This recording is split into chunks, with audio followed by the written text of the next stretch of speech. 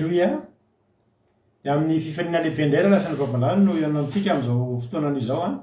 Fa lehibe indray ny tena komena aminao eto androany a, ao anatin'izao fandarantsika vavaka fiambenana izay rahanao amin'ny fandarana andramoka izao a, ny Aki Radio a, mpikambana anatin'ny vavaka fiambenana ary ny groupe izay maharesy a, izay miaraka aminay isan'andro a, araka ny mahafantatrareo a, manototosan'izao fandarana izao isan'andro a, eto amin'ity fotoanantsika mamy a ity.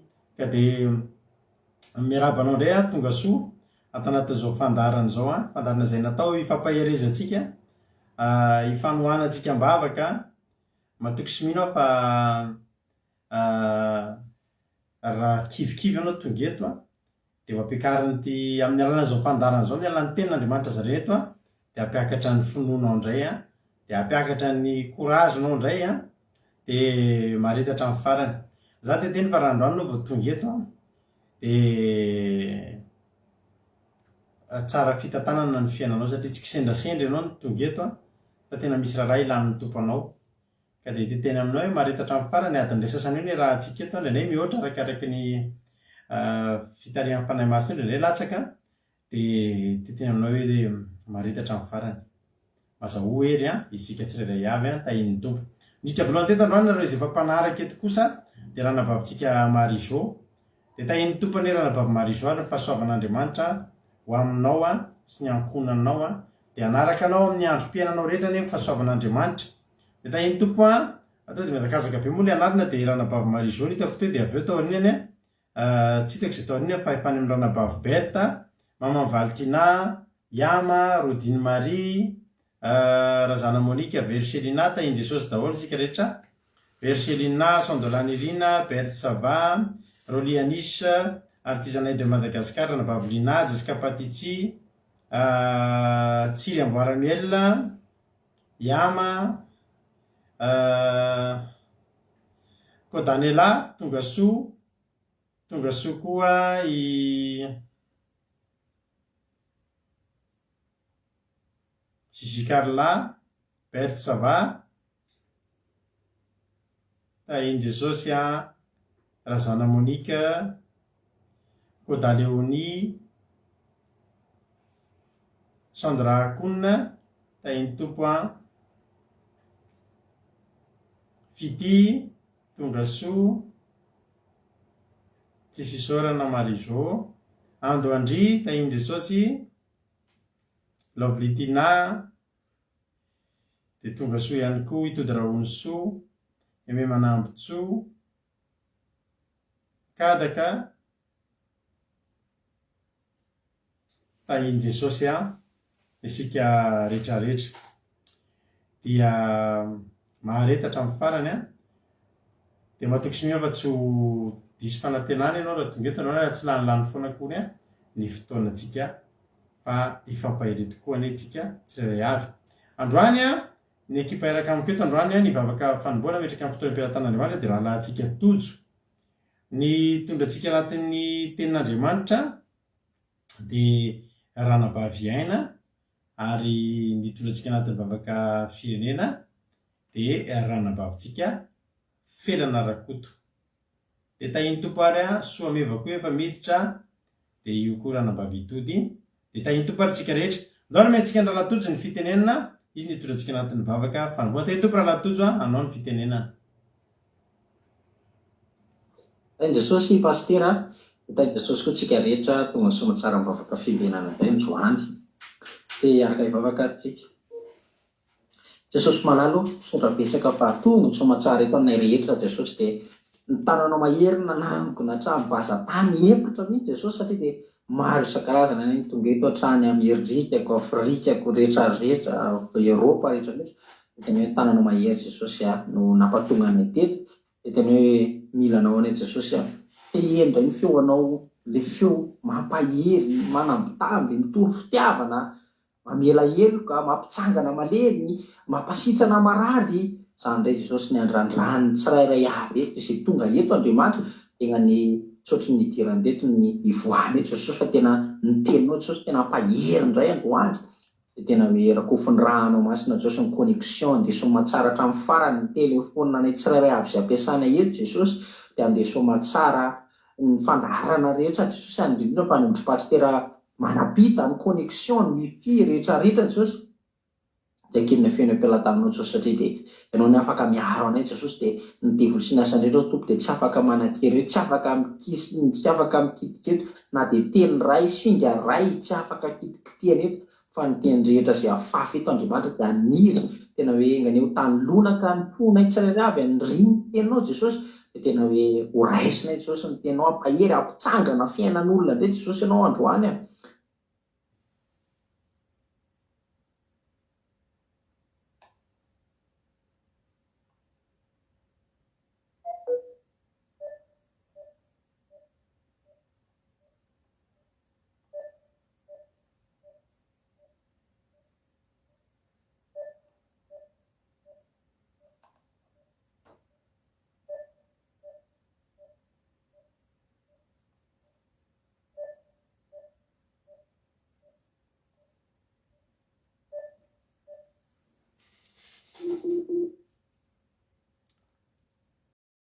Ia, somary lasa moa ilay connexion, tsy haiko na ny connexion avy aty amiko na avy any amin'ny lala tojo no tsy nety a, fa dia efa mino aho fa voapetraka teo am-pelatan'Andriamanitra izao fotoanantsika izao a, dia isaorantsika ny lala tojo ny mitondràna izany vavaka izany a, dia ho tahin'ny tompany antsika tsirairay avy. Hitrapatra any amin'ny tenin'Andriamanitra tsika ao aorianan'ity hiri ity, ao anatin'ity hiri ity izany ireo maka toerana tsara, maka baiboly a, fa ian'ny tenin'Andriamanitra tsika, dia rehefa melabelarana ny tenin'Andriamanitra ihany koa ao ambadika izany. Ka dia andao tonga dia ampandrosoantsika ny hira dia mino finaritra isika tsirairay avy. Ity lalana alehantsika ity moa dia lalana lavitra ity fanompotsika an'Andriamanitra ity a, mila mijoro tsara. Isika rantany Marie Charline mbola tsy narabaiko teo a, Macrine Razafy ireo mbola tsy voaravako teo, Andina Suzelle Iladanna, dia ao ihany koa Andina Suzelle ireo mbola tsy voaravako teo a, Wendy koa Tongasoa, Razana Monika Tongasoa. Ndao ary eno hira ary tsika dia tonga dia hitra amin'ny tenin'Andriamanitra tsika ao aorianan'ny hiri ity. Meno finaritra daholo ary a, isika menakavy a. Alléluia. Amen.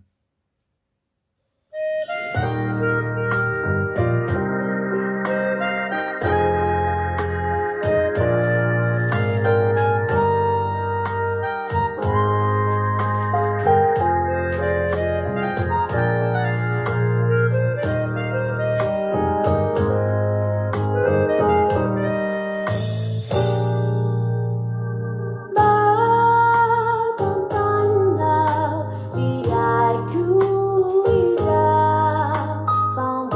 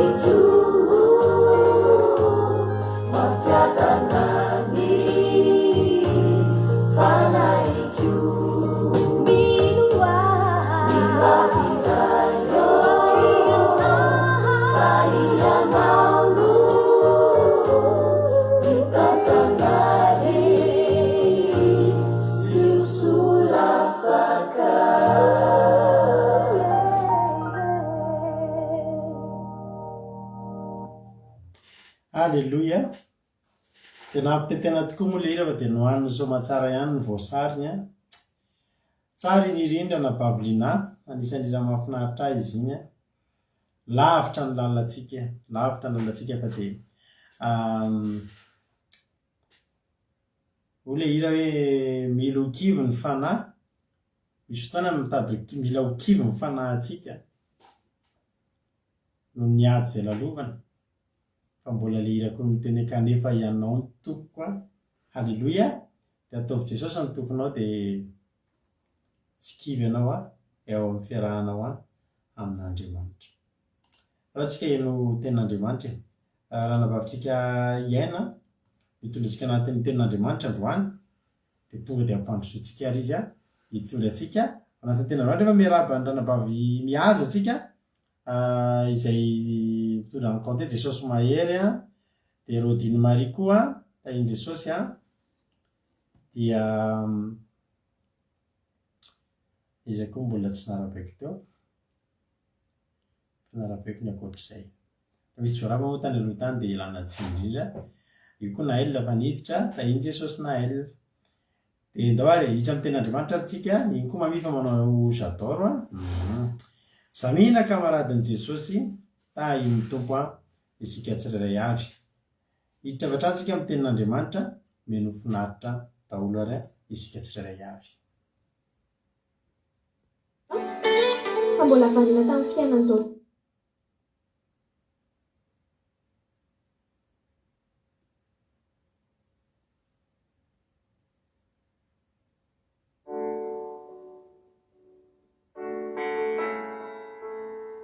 Tahito pastera dia tahito tompontsika rehetrarehetra dia manao fiadanana Jesosy Kristy io aminao izay tonga eto indray amin'ity alina ity dia fahasoavana lehibe ho antsika ry havana ny mbola ahafahantsika indray tafaraka amin'izao fotoam-bavaka izao ary mbola ahafahantsika indray mihaino ny tenin'Andriamanitra dia ampanetretena ny zarako tenin'Andriamanitra amintsika eto androany dia vakiantsika ao amin'ny bokin'ny Jeremia. Ao amin'ny bokin'ny Jeremia toko 4 andininy 1 sy 2 no vakiantsika. Jeremia toko 4 andininy 1 sy 2 amin'ny anaran'i Jesosy. Raha hiverina ianao ry Israely, Jehovah dia ho amiko ny iverenanao, ary raha hanesitra ny fahavetavetanao sy ny masoko ianao dia tsy hivezivezy foana. Fa hiaminany mihitsiny sy ny rariny ary ny fahamarinana hoe raha velona koa Jehovah dia izy no lazainy firenena ho fahasambarany ary izy no reharehany. Alleluia.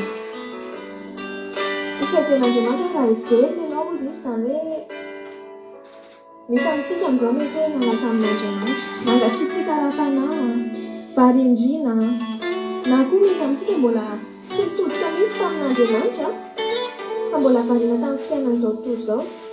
Dia androany tenin'Andriamanitra dia mampody antsika indray ao aminy. Androany tenin'Andriamanitra dia mampitodika antsika indray hibanjina an'Andriamanitra hiverina ao amin'i Jesosy. Fa raha hiverina ny amintsika ho izy tenin'Andriamanitra ka anara ny fahavetavetantsika izany hoe ny fahotantsika sy ny faharatsiantsika dia tsy hivezivezy foana. Ny olana amin'izao fotoana izany hoe ry havana, ny olona mitady fahasambarana daholo, ny olona mitady hoe aiza ny mety, mitady fiainana milamina daholo ny olona. Fa samy anan'izy any amin'ny samy izay tiany azy ny olona mandeha.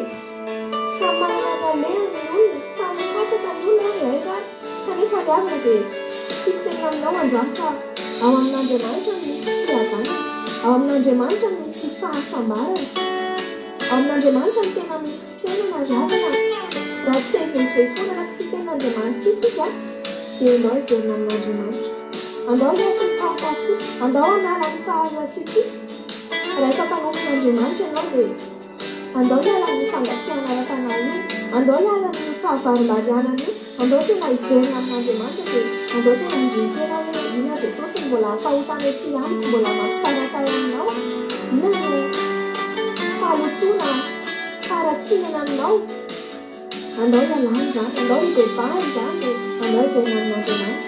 Fa Andriamanitra dia manome tena fiainana ho antsika rehetrarehetra.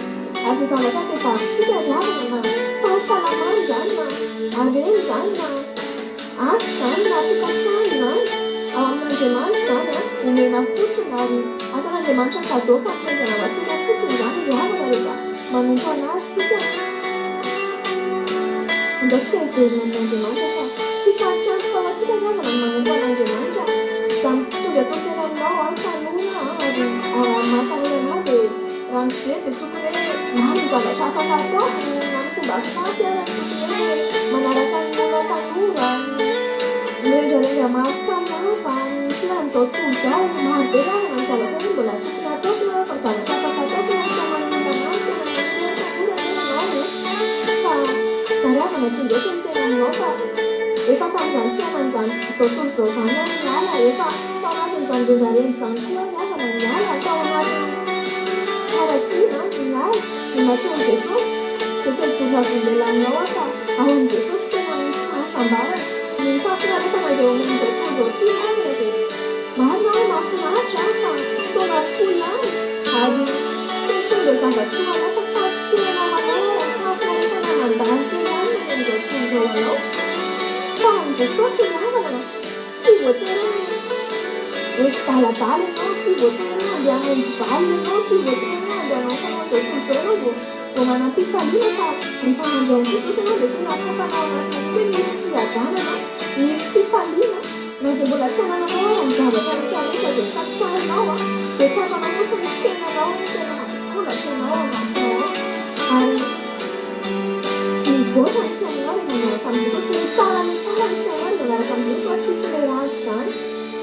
Araka teny mati tahaka ny spokandro izy izy me mazava foana fa tsisy hoe le ratsy izany. dia andao ry havantsika manala ny faharatsitsika, andao hibebaka eo anatran'Andriamanitra dia andao tena hitotsika amin'Andriamanitra, na tanora ianao na lehibe ianao na zaza ianao na ankizy na efa nahazo taona ianao a, dia Andriamanitra tsy mijery taona izany, tsy mifidy sarangan'olo izany izy, tsy mifidy izy hoe tia kely na tia lehibe dia ho izao no meko anazy na hoe izao, fa rehefa manampy an'Andriamanitra isika ry havana dia mitovy ilay fahasambarana omenantsika, mitovy ilay fiadanana omenantsika.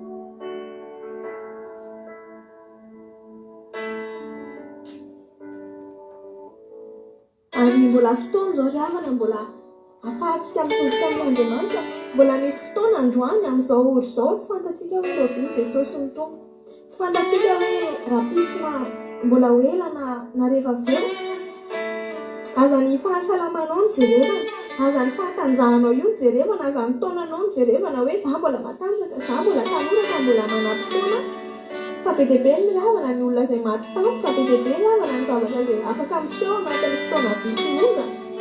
Fa andaontsika amin'izao fotoana izao raha mbola misy izao ora omen'Andriamanitra antsika izao dia andaontsika hibebaka, andaontsika hiverina amin'Andriamanitra fa tsy fahampiantoka ho anao izany. Ary Jesosy ry havana efa hoavy, tsy hanganongano izany fa raha ny zavatra miseho amin'izao fiainana izao dia efa hatsapantsika fa tena efa akaiky Jesosy. Dia andaontsika tena hivavaka, andaontsika nompo an'Andriamanitra. Ianao aza menatra, ianao mety lazain'olona ianao hoe lasa masera be, lasa pastera,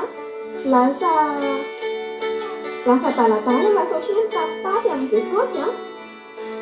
Raha mety lazain'olona an'izany hoe enjehan'olona ohatran'izany ianao dia maravana tenena hoe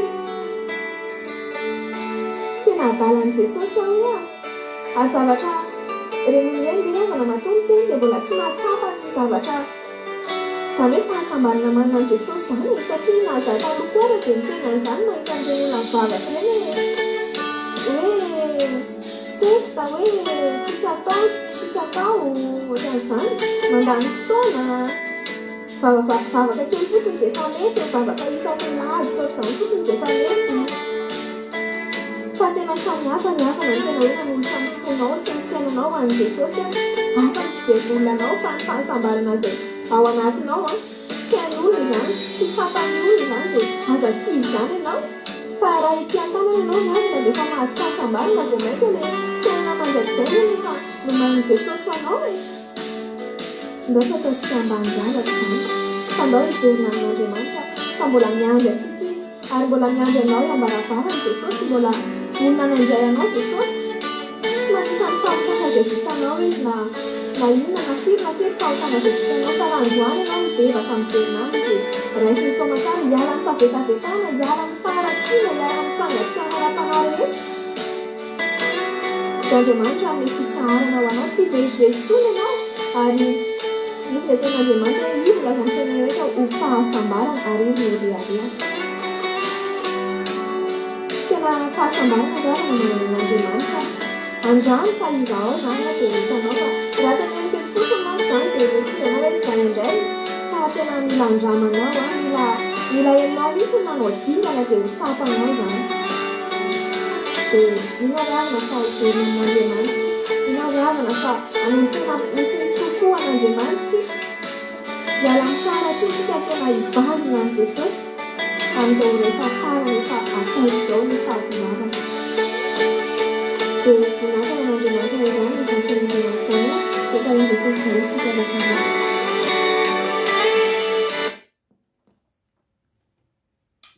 Alleluia. Isaorantsika n'Andriamanitra izany tenin'Andriamanitra izay nentin'ny anavavitsika hiaina avy eto Frantsa izay a. Dia tahiny tompony ianao a, dia Jesosy anie hamaly fitianao raha nampaviana, ary dia engany matoky fa hioty ny vokatry ny asan'Andriamanitra izay nataonao ianao a amin'ity androany ity. Ka dia tahiny tompo a, dia misaotra koa andrala tojo satria ohatrany tsy voasaotrako teto ngamba raha natojo tamin'ilay vavaka teo fa variana tamin'ilay connexion tapaka. Dia ho anareo menada Jesosy hamaly fitianareo a, matoky sy mino fa misy fankasitrahana ilatsaka avy any an-dany zava-dehibe ny asan'Andriamanitra ataonareo. Zava-dehibe ny asan'Andriamanitra izay ataonareo. Mahereza hatrany. Dia mbola hitohy hanao asan'Andriamanitra foana ianareo ho solovavan'Andriamanitra hatrany. Dia tahiny Jesosy tombositra mitombo fahasoavana dia Jesosy amaly fity. Amboarantsika mbola tsy naravaka tonga soa.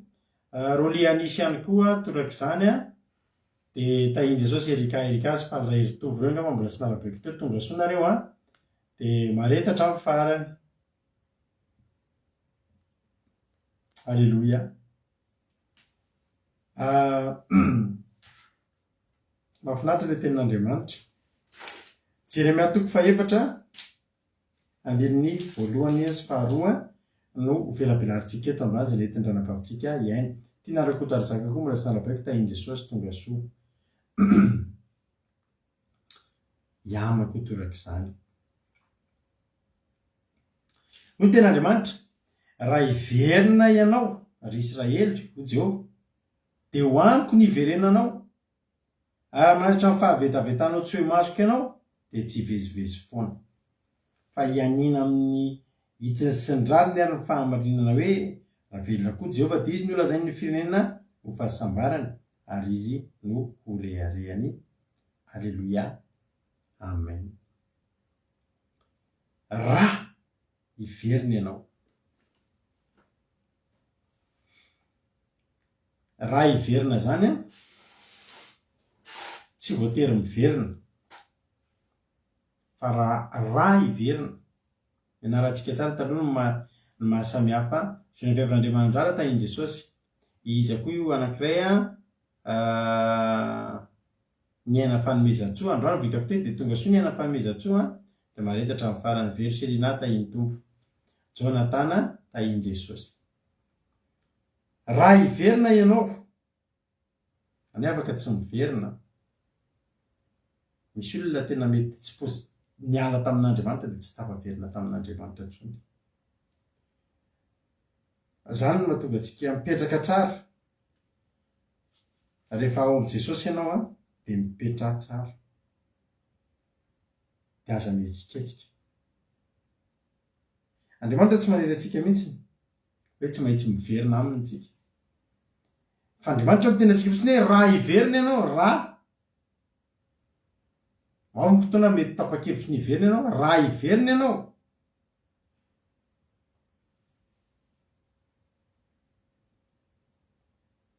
Fa tsy hoe rehefa hiverina ianao. Tsy ny olona rehetra ny antenen'Andriamanitra tafaverina aminy. Tsy ny olona rehetra. Hoy ny ten'Andriamanitra ny Jeremia 4:1-4. Miverena ny zazam-piodina ho Jehovah. Miverena. Ny olona teo miverina eto hoe raha hiverina dia teo fa lasa. Ainga amin'ny toerana iray ianao dia lasa ny amin'ny toerana iray dia hiverina amin'ilay toerana ny aingana. Matetika rehefa mitena izay hiverina, ohatra lirantsika iny hiverina aminao ary ray dia eo amin'Andriamanitra foana io resaka miverina io.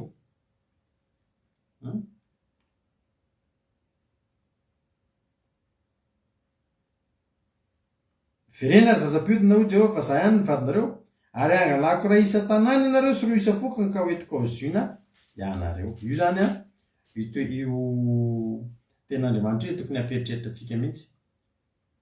Fa ny olona tafala amin'Andriamanitra, ny olona misaraka amin'Andriamanitra be dia be. Tafasaraka amin'Andriamanitra amin'ny alalan'ny zavatra maro. Indray zavatra tsy dia misy dikany, indray misy dikany. Indray noho ny fahadisom-panantenana, indray noho ny tsy fisimbola dia hoe alao tonga dia manompo sampy voalohany eo. Afaka mampisaraka ny olona amin'Andriamanitra daholo, na tsy fisiana na fisiana, na alahelo na fifaliana. Misy olona zao ohatra tena misy olona eto amintsika eto izany olona izany, maty ny mody mandry ny fianakaviany akaiky, tonga dia nihemotra ara-panahy mihitsy izy hoe savy Andriamanitra hozy izy dia mba tena iny ve ny olona ny anterako dia nasoronao tamiko indray dia tsy nivavaka intsony izy. Fa misaotra an'Andriamanitra efa tafaverina indray izy izao. misy ireo olona fifaliana nahazo vady dia mieritreritra hoe voasolon'ny vady ny toeran'Andriamanitra dia niala tamin'Andriamanitra ihany koa. Misy olona nanana fiarakodia dia tsy nanana tsony dia kivy dia niala tamin'Andriamanitra. Misy ndray tsy nanana fiarakodia nentina mavaka ambanina fiarakodia dia niala tamin'Andriamanitra ihany. Andriamanitra efa zatra ialan'ny olona. Fa ny hafatra Andriamanitra fotsiny dia izao, ry zazam-piodina, ny voalaza eto hoe zazam-piodina dia efa tsy indray mandeha ny odina. Raha nahandro vary indray mandeha ianao mbola tsy mpahandro vary ianao izay. Raha sendra mba nanao gâteau ianao dia mbola tsy ohatran'ny laovilia ianao hoe mpanao gâteau. Alleloia. Ka ilay mpiodina eto efa zatra miodina. Izao ny hafatr'Andriamanitra. Za inge izy Andriamanitra, nareo nge na hoaiza na hoaiza, za ihany nge ny afaka ho vatonareo. Fa izao ny tandremo, angalako ray isa-tanàna ianareo, dia roa isa-pokony, dia reo ihany nentika any Ziona. Mahatonga antsika tsy samy verin-dalana dia izao. Mahatonga antsika tsy samy verin-dalana izao, sao dia mba tsy alain'Andriamanitra ho anankiray amin'ny isa-tanàna antsika na roa isa-pokony. Satria misy foko anankiray niara verin-dalana, ny roa amin'ireny ihany mety ho tafaverina. Raha misy ray tanàna ny ray verin-dalana, mety ray amin'ireny ihany no tafaverina entin'Andriamanitra ao Ziona. Ka mahatonga amin'ny tena hoe mipetra tsara, rehefa ao tsara ianao amin'ny ara-panahy fifandraisana amin'Andriamanitra dia aza mihetsiketsika eo. Aza mihetsiketsika eo. Ny verseresahako izao raha tojo ao amin'ny Jeremia 3:7 andininy 7:12 hoe miverenana ry zazam-piodina. Jeremia 3:7 andininy 7:12. Efa nisy namaly io. Alleluia. Io raha napaviliana hafa efa mamaly. Ka androany Andriamanitra miteny amintsika raha hiverina ianao, raha hiverina. Raha tapa-kevitry ny hiverina ianao. Dia izao. Hoaniko ny hiverenanao. Lasa zany ny olona niala. Mandeha nanao ny fiainan'izao tontolo izao. Ny namana tamin'izao tontolo izao. Dia rehefa avy any amin'ny ratsy dia mananeritreritra ny olona hiverina any amin'ny tsara. Hiverina ao an-tranon'ny ray. Hiverina any amin'ny dada. Hiverina any amin'Andriamanitra.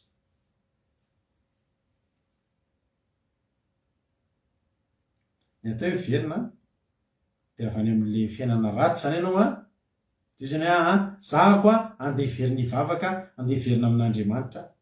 Ny olana nefa dia izao. Eto Andriamanitra tena manome manindry mihitsy hoe raha hiverina nareo dia aminahy miverina. Satria misy ny olona mieritreritra ny tena ny efa miverina hoe hiverina hivavaka, hiala amin'ny ratsy fanao, fa tsy tapaverina, tsy ao amin'Andriamanitra izy no miverina. Mampalahelo mahita olona hoe niova fo. Niova fo ny fo ara-panahy fa tsisy mampiavaka azy amin'izao, misy teny amin'izao tontolo izao ohatra mbola ratsy ny teny amin'izao tontolo izao nefa dia izao ny fo ara-panahy ny fieritretan'ny tenany hoe niala tamin'ny fifohana rongony sy ny fisotro-toaka sy ny fijangajangana dia za zao efa tsy manao an'izany intsony dia hoe hiverina mbola tsy tamin'Andriamanitra koa ny tapaverina. Satria nahoana hozy ianao? Satria nahoana? Misy amin'ny Baiboly ao amin'ny testamenta vaovao misy lehilahy anankiroa malaza be. Ary samy fantorintsika teto daholo ireo olona ireo. Dia Simona mpanao ody sy Bary Jesosy. Tamin'ny andron'ny apôstôly tamin'ny andro nanomboka tamin'ny andron'i Jesosy dia ny rarakopana ny fahagagana. Jesosy zany izay toerana lalovany dia manao fahagagana izy. Manasitrana, mandroaka devoly, manangana maty. Faravakitsika ny ten'Andriamanitra. Etikitenenana aminao mantsy hoe misy olona mampalahelo ary misy fotoana za malelo mahita olona hoe mitsory vavolombelona hoe za zany a tena miara-tany amin'ny fiainana zao tontolo zao a fa za zany efa manompo an'Andriamanitra nefany a rehefa jerenao dia mahita ihany ianao tsy hoe mitsara ivelantsika hoe Jesosy a mbola tsy ao aminao zao olona zao satria nahoana tsy ampy fahalalana le olona tsy fantatry le olona aiza izy no miverina Jehovah miteny raha hiverina ianao dia ho amiko ny hiverenanao ao amiko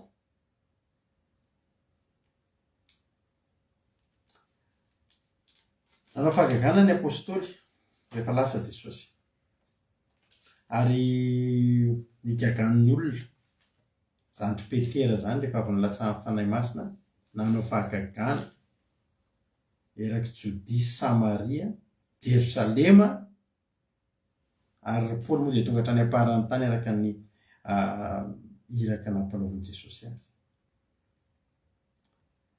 ao amin'ny asan'ny apôstôly asan'ny apôstôly toko 19 akiko aminaran'i Jesosy asan'ny apôstôly toko 19 andininy 7 anisy lehilahy anankiray raha teo an-tanàna izay atao hoe Simona izay manao ody ka mahatalanjona ny olona tany Samaria sady nandoka tena nanao azy ho zavatra ary nianao azy ny olona rehetra na kely na lehibe ka nanao hoe ity lehilahy ity no herin'Andriamanitra izay atao hoe hery lehibe ary nianao azy ny olona satria efa ela ny talanjona tamin'ny odiny io olona io zany a mpanao ody fa ny zavatra mahavariana raha ny tena marina teto tsy fantatry ny olona hoe manao ody izy fa ny zavatra fantatry ny olona taminy dia io le efa nimpitantara mantsy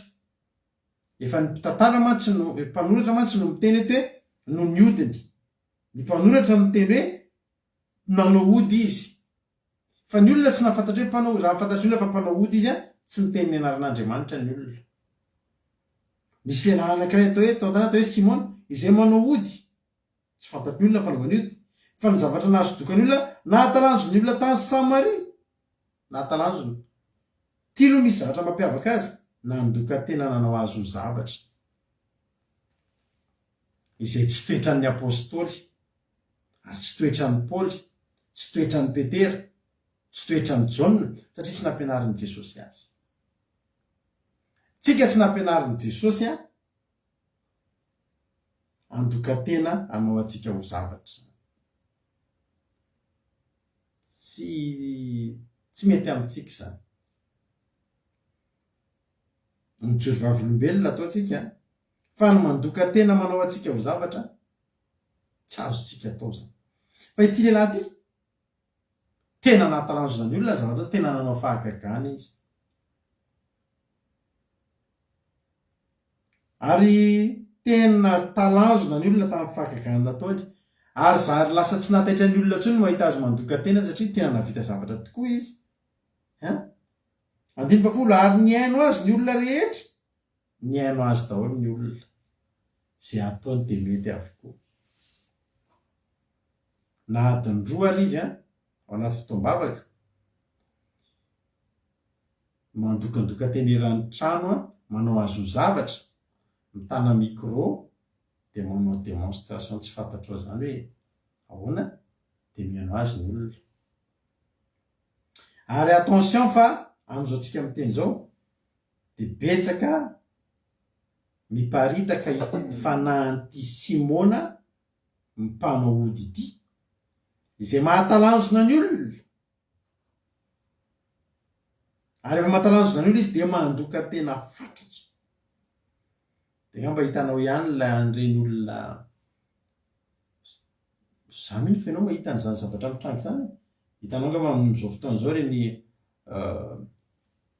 pastera andeha teny hoe any ivelantsika fa dia tsy azo lavina fa dia efa betsaka ny tonga Madagasikara amin'izao fotoana izao dia fandokandoka fa tena friarea zany ny zavatra ary ny olona mihaino azy izy manao mahatalanjona tokoa ny zavatra ataony fa zao ny olona tsy mahafantatra ary eto ny tena mampalahelo matoka an'Andriamanitra miteny amintsika any amin'ny Jeremia manao hoe raha iverina reo dia amiko miverena amiko satria misy olona mieritreritra amin'ny tenany fa miverina amin'Andriamanitra fa tsy Andriamanitra ny iverenana. Za zany miteny antsika androany fantaro ry havana, fantaro ny hazo amin'ny alalan'ny voany, amin'ny alalan'ny voany ny afantaranao ny hazo. Mailo zany ny ianao amintsika amin'izao fotoana izao fa rehefa mivoana amin'izay lazain'ny Baiboly, rehefa mivoana amin'izay nataon'i Jesosy dia mailo isika. Fa be dia be ny Simona ao ambadiky ny zava-mahatalanjona ataony milalao ody. Hozy izy le mpiskidy malaza be maneran-tany Ghanéanina, mety vitanareo gamby iny lehilahy iny. Izy mampiaiky vahoaka mihitsy zay mpiskidy zay, mpiskidy Ghanéanina izy, teratany Ghanéanina. Dia izy tena miteny zany lehilahy zany zay tia ny latsaham-badra dia latsahany, afa-tsy ny olona ohatrantsika tsy azony atao an'izany. Fa raha mbola olona tsy manana Andriamanitra, listeny fotsiny ao anatin'io trano io, ohatra hoe misy olona 10 dia misy anakiroa amin'ireo ihany no tia ny latsaham-baratra, tena miara-matory-daola reo dia olona 2 ihany no tratran'ny latsaham-baratra. Dia mahatalanjona ny zavatra ataony, zany ny asan'ny maizina zany. Fa zao mba reharehana izy io, reharehany ity mpiskidy malaza be Ghanéanina ty. Zao ny reharehany. Be da be ozy izy nareo pastery, be da be ozy izy zay pastery efa tonga teto, pastery be hitanareo malaza be reny, da tiampo ty reny ozy izy naka pouvoir, zangeny nanome pouvoir an'ireny ozy izy. Loza, tena loza, tena mampietsika ambo-po mihitsy ireo fotra zany, mba pastera iza loatra re zany manala baraka ny anaran'Andriamanitra, tsy mahatoky ny herin'Andriamanitra dia any amin'ny mpiskidy maka pouvoir. Fafanahany Simona mpanao ody ny raisina tany anatiny ody ao ambadiky ny zavatra ataony misy ody zava-dozy zany. Ny tena mampalahelo eto dia reto olona reto tsy nahafantatra, fa dia mieritreritra eto reto tena mivavaka, tena mandray herin'Andriamanitra. Satria izy ny olona tia lehilahy tia no herin'Andriamanitra izay tao hoe hery lehibe, hitanao resy lahatra reo hoe tena zany ny atao Andriamanitra mihetsika, tena misy herin'Andriamanitra, amen, alleluia, mirehatra tsara izy zany ozy ny olona. Mandra-pahatonga dia ny olona zany voafitaka, ny olona tsy nalala. Ary ny olona izay rehetra tonga avy tany ndao hivavaka fa misy afo mirehatra, misy tena herin'Andriamanitra fa ndao hivavaka. Dia misy olona zany avy tany ambadika tany mpisotro toaka ohatra, vokarongony, mangalabadiny ny olona sy ny sisa, dia andeha hiova dia tonga ao mieritreritra izy fa mivavaka ao. Le olona tsy nahafantatra fa Andriamanitra mampitandrina antsika any amin'ny Jeremia, ozy Andriamanitra raha iverinareo dia amiko miverina. Aza any amin'izay misy zava-mahatalanjona ihany nieritreretinareo fa misy herin'Andriamanitra, satria teto masy ty Simon ty dia nitenen'ny olona mihitsy hoe ty lehilahy ty ny herin'Andriamanitra. Ny problème teto dia zao, ny olona tsy nahalala, ny olona voafitaka. Dia mampalahelo mahita olona mieritreritra hoe mivavaka. Le izy ohatry ny hoe raha resaka lavabe momba zay dia ohatry ny hoe manaratsy olona, fa mba mandinika ihany nge ry havana malala. Misy olona zao any a Madagasikara, ialana tsiny, misy pastera avy any ivelany dia raisina ohatry ny Andriamanitra kely mihitsy ao Madagasikara, tena raisina ohatry ny Andriamanitra kely mihitsy dia nefa ny dia tsotra, tsy mahalala mivoaka amin'ny YouTube, mivoaka amin'ny inona, ny fiainan'izany olona zany. Fa efa sasatry ny sarabady dia manambady vaovao. Fa iankofan'ny pastera malagasy mihitsy zany.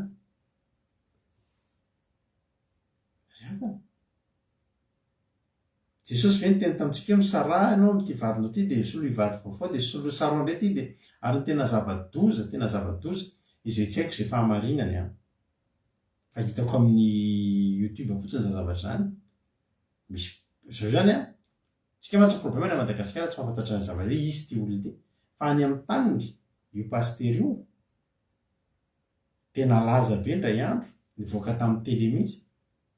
Fa tratra niaraka tamin'ny lehilahy samy lehilahy zany. Ary nisy fotoana izy io tena nisitrika, tena pirina nandritry ny fotoana elaela mihitsy satria tena menatra tamin'izay zay tena azony olona tamin'ny sary mihitsy. Fa inona zavatra mitranga? Isika misy pastera malagasy mandray an'ilay pastera ho taky ny Andriamanitra kely.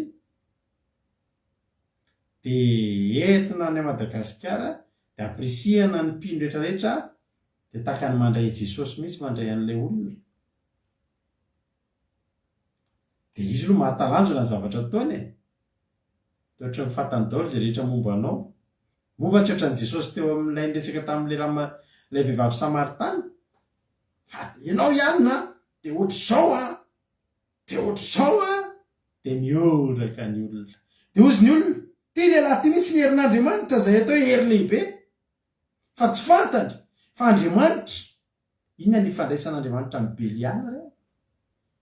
Andriamanitra tsy mifandray amin'ny ody, tsy mifandray amina pouvoir avy any amin'ny piskidy. Fa Andriamanitra dia Andriamanitra. Fa ny mamparehetra reto olona reto tsy mahalala. Mandra-pahatonga ny fotoana anankiray. Ndreo efa kitsika andiny 20 ary ny herinao azy ny olona rehetra na ny kely na ny lehibe ka nanao hoe ity lehilahy ity ny herin'Andriamanitra izay teo hery lehibe. Andiny 120 ary ny haino azy ny olona satria efa ela ny talanjona tamin'ny odiny. Fa ny olona tsy mahalala hoe miody a. Raha fantatry ny olona hoe milalao ody io a tsisy nakeo ny olona. Fa fahafantaran'olona azy misy herin'Andriamanitra izy. Ary ny haino azy ny olona satria efa ela ny talanjona tamin'ny odiny. Fa ity misy zavatra anankiray. Ary rehefa ninao Filipo nitory ny teny somafaly tamin'ny fanjakan'Andriamanitra tamin'ny anaran'i Jesosy Kristy ireo dia natao batisa avokoa nalàna vavy. Io lehilahy io zany dia nanjaka tokana sy tena naneritreretiny olona fa misy herin'Andriamanitra mandra-pahatonga ny apôstôly teo. Halleloia. Mandra-pahatonga ny Filipo nitory tenin'ny fahamarinana, nitory ny amin'ny fanjakan'Andriamanitra. Ity raha ity zany tsy nitory afa-tsy miliary tsisy zava-panahy afa-tsy zavatry ny nofo. Oera ozy ny fomba fitenitsika izay. Tsy nitory zava-panahy, tsy nitory fa tonga ny tena mpitory. Mitondra teny somafaly ny ten'Andriamanitra ny amin'ny fanjakan'Andriamanitra sy anaran'i Jesosy Kristy. Halleloia. Tonga soa ihany fa tonga Filipo. Tamin'ny fotoana natongavany Filipo nitory teny somafaly ny amin'ny fanjakan'Andriamanitra. Halleloia. Zany ny teny somafaly ry havana malala.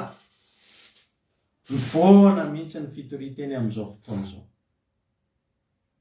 Isa maraina manokana telefona tsy maintsy mahita mpanompon'Andriamanitra manao an'ity sary ity, sarina vola be a. Dia hoe anjaranao io androany. Manana finoana fa lasanao io androany. Ataovy amainina fa ho anao io. Io tonga dia efa matorita ny masonao dia ho anao. Izy any tsy mila vola e, mila vola daholo tsika. Fa lanitra ny mahaory antsika ry havana. Tadidio zay. Ny tenin'ny fahamarinana, ny filazantsarany amin'ny fanjakan'Andriamanitra sy ny anaran'i Jesosy Kristy dia mampifantoka antsika no any an-danitra.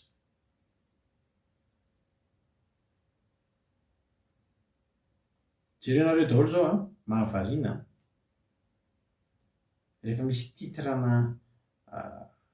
zavatra resaka fivavahana dia jerenareo ke tsy maintsy misy zavatra fa matotra amin'ny vola foana. tsy maintsy misy zavatra any fandraharanao hoe tsika mbavaka fa tongavy ianao. Maro e, maro. Zao ngery havana malala e. Ny vola zany a, na tsy toriana ary, na tsy fampisehoana sarim-bola ary ianao, rehefa ianao no tahin'Andriamanitra, ny olona tahin'Andriamanitra, tena voatamandrak'izay zany. Zany tsy ampisehoana sarina vola ary a, mbola mety hoaniko isan'andro ihany aloha, raha tsy manao amainina iny ary a, mbola tsy 400. Halleluia. Fa ny olana, adin'ny olona rehetra zavatra rehetra Filipo. Filipo teto dia nitondra teny somafaly ny amin'ny fanjakan'Andriamanitra sy ny anaran'i Jesosy Kristy. Io ny tsy ampy io. Ary tao ambadik'ilay ody, dia tsisy afa-tsy zavatra mahatalanjona mipopoka sy ny sisa, fa tonga Filipo nitondra ny fanjakany amin'ny fanjakan'Andriamanitra, ilay teny somafaly ny amin'ny fanjakan'Andriamanitra. Tena teny somafaly angery avy ny filazantsara hoe ny teny somafaly ny amin'ny fanjakan'Andriamanitra sy ny anaran'i Jesosy Kristy. Ary vokatr'izay dia naninona? Natao batisa ny olona. Halleluia. Saotra ny Filipo tsika tonga teo Filipo, fa raha tsy teo Filipo, very daholo ny olona. Satria ao ambadika ty lehilahy mahataranjo rehetretin'ny olona fa misy herin'Andriamanitra, ody. Saotra ny Filipo, saotra n'Andriamanitra nandefa ny Filipo tany. Halleluia. Afaka tsika mba ho betsaka ny Filipo atsangan'Andriamanitra amin'izao mba micontrer an'reto zavatra mahatalanjona sy mampiorakoraka olona sy miresaka ny amin'ny fanjakan'Andriamanitra reto na dia ray aza. Zary havana malala tena teneniko anareo a. Raha mijery zavatra ao Madagasikara tsika, ohatriny hoe tsisy afa-tsy fivavahana ny ao. Nareo mandinika zany, tsy raha tsika zany e. Tsisy afa-tsy fivavahana, tena feno ny fotoanan'ny Malagasy. Misy ao fotoam-bavaka manomboka isan'andro, manomboka amin'ny 9 maraina. Misy ao amin'ilay fotoana tsy isana kely ilay tokony isakafonana, fotoam-bavaka ambony volika hatramin'ny 1. Misy fotoam-bavaka tampoka zany amin'ny 3:00. Misy avy miasa ianao manomboka amin'ny 5:00 vavaka, dia ilay titre tonga dia efa mandresy lahatra be daholo a. Ny weekend moa dia efa hoaizy. Tsisy afa-tsy fotoam-bavaka, misy miditra 5. Amin'izao ka hatramin'izao dia amin'izao ka hatramin'izao dia fotoam-bavaka. Raha mandinika zany isika, ary raha ny mpanompo sampy mandinika, teniko anao ty. Zao zao mpanompo sampy, tafita ny Malagasy, tafita rangamo Malagasy fa tena feno fotoam-bavaka ry zareo. Inona nefa amin'ny zavatra mitranga? Mahantra foana ny Malagasy, mikorotana foana ny Malagasy. So dia mba efa mila teny somafaly ny amin'ny fanjakan'Andriamanitra sy ny anaran'i Jesosy Kristy amin'izay e. Fanazavana finaritra, atao batisa avokoa nalàna vavy. 5:12 mba jerenao tsara. Ny olona zany tonga dia nitarika ny olona atao batisa, izay moa zany dia manentana anareo foana eto a. Ndao anareo atao batisa. Halleluia. Batisa antsika eto a, batisa ny fibebahana. Ary mbola manentana lavilavitra foana zay hoe ho anareo izay mbola tsy vita batisa, vonona hiala amin'ny ratsy. Eto amintsika eto dia izao, tsika eto tsy mbola tsy nanao an'izany batisa hoe olona manjaton'izany. Ary nao avy ary Jesosy mety possible tsy hanao tsy havitan'izany tsika. Fa ny tsika eto anankiray isaky ny elaela. Ny antony dia izao, madity be ny atao batisa eto amintsika eto. Mety izay te atao batisa dia atao batisa. Satria izao ny antony. Raha hiverina amiko ianareo, dia izany amiko ny iverenanareo. Raha hifoara-panahy ianao, hifoara-panahy impiry ianao, fa raha mifanena amin'izao fandarina andramoka izao ianao, dia tena hifoara-panahy tokoa. Halleluia. dia eto amintsika eto raha misy aminareo mangety eto atao batisa dia zay maneta ndao atao batisa nefa tadidio fa tsy atao batisa fotsiny nareto fa misy fampianarana zay arahanareo ny amin'ny baiboly mianatra baiboly misy lesona ampianarina anareo dia ny amin'ny fahamarinana sy ny fahamasinana resy lahatra am'ireo mifampiraraha tsara tsika mifamarafara tsara tsika miresaka tsara tsika tena resy lahatra vonina ndao ary halleloia fa tsika koretsoe ny isany enjehana izy minty atao batisa misy anankifolo ndao ary fa andriamanitra miteny raha iverina anareo dia amiko ny iverena anareo halleloia zay miezaka mamola voly anareo mamola volan'ny ara-panahanareo amin'izao fandarina ataontsika isan'andro miezaka mitantana anareo mifampitantana aminareo ao amin'andriamanitra tena ao amin'andriamanitra fa andininy 17 amin'ny ary tadidinareo fa ny amin'ny matitoko 7 idira kely resaka batisa zay matitoko 7 aloha izy John nampanao batisa matitoko 7 andininy 12 za manao batisa nareo amin'ny rano amin'ny fibebahana fa ilay ao arianako no maheriny za ka tsy mendriky tonga ny kapany akory izy no anao batisa nareo amin'ny fanahy masina sy ny afo halleloia efa vita batisa ny rano zao ianao halleloia fa melohan'ny latsika tokoa melohan'ny aviany Jesosy mila vita batisa ny fanahy masina ianao ary andrandra isika amin'ny pentekosta mba hianareo rehetrarehetra zay manaraka ny fandarina etana tokantrano andry halleloia angatakitsika Jesosy na dia en ligne azy na dia en ligne azy fitaovy batisa ny fanahy masina olo tena miomana tsara ianao dia n'izao tsika tsy hoe herinandro elohan'ny pentekosta vao iomana fa dia n'izao dia miomana ny ara-panahanao dia tena ny tompo mba ataovy batisa ny fanahy masina amin'ny pentekosta fa ny tomboka sehatsika batisa ny rano batisa ny fibebahana dia batisa ny fanahy masina dia miakatra ny an-danitra tsika halleloia iverentsika ireo resaka teo vita batisa zany ny olona andiny 17 amin'ny asan'ny apôstôly toko 9 ary Simona koa mba nino ary rehefa natao batisa izy dia nanaraka amin'ny Filipo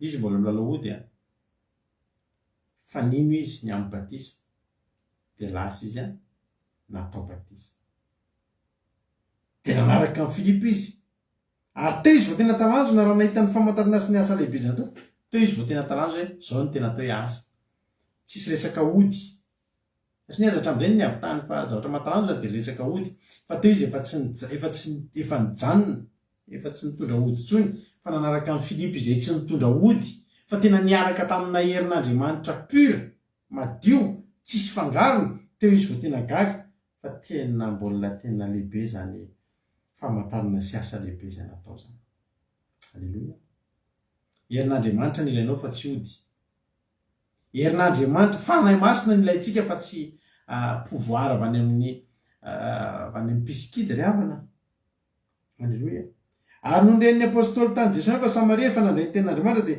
naniraka amin'ny Petera sy Jona izy akany aminy no nitafita tany izy raha dia nivavaka ho an'ny olona mba handraisan'ny fanahy masina halleloia teto zany ny olona mbola vita batisa ny rano fotsiny aloha fa nidina tany Petera sy Jona nivavaka tany ho an'ny olona taka ny ho ataony mivady aminareo izay tonga rehetrarehetra amin'ny pentekosta na ny tonga ty na ny en ligne hivavaka ho anareo izay mivady mba handraisanareo ny fanahy masina halleloia nareo izay taty an-trano kosa aloha tamin'ny pasika teo dia tena renay fa saika nandray ny batisa ny fanahy masina daholo ianareo tena tsapanay zany satria izay nivavaka ho anareo taty tamin'izany efa zavatra geza be zany manana fifaliana ianareo akoatra anareo izay tany an-trano tsy fantatray izay nitsanga tany aminareo tany fa ny zavatra azonay antoka ny ankizy tonga taty an-tranonay tamin'ny paskaly iny, tamin'ny andro-bavaky ny paska iny, dia tena nametraha tanana, tena nivavahana, tena ndray fanahy masina. Alleloia. Alleloia. Ngao mety aminareo taty amin'ny live taty ihany ny feno olona miorakoraka sy mikikika sy miteny amin'ny fiteny tsy fantatra. Fa tena ndray fanahy masina ny olona. Alleloia.